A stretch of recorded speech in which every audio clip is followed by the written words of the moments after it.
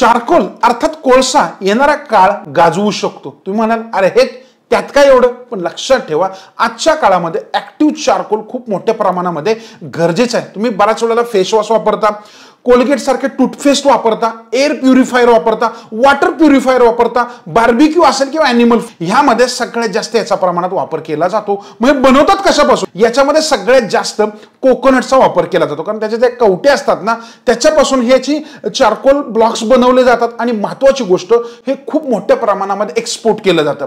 जगामध्ये भारत 3 नंबरची कंट्री आहे की जो चारकोल मोठ्या प्रमाणामध्ये प्रोड्यूस करतो आणि एक्सपोर्ट करतो। आणि त्यातल्या त्यात मिडल ईस्ट मध्ये फार्मा कंपन्या आणि कॉस्मेटिक्सला याचा खूप मोठ्या प्रमाणामध्ये वापर केला जातो। मग तुम्हाला प्रश्न पडेल आम्हाला काय फायदा? लक्षात ठेवा, भविष्यामध्ये एखादी कंपनी याच्या रिलेटेड जर सापडली तर लक्ष ठेवा, कारण हे एक नवीन बिझनेस आहे की जो ग्रो होतोय, एक मोठं मार्केट आहे जो भविष्यात काहीतरी वेगळी दिशा दाखवेल।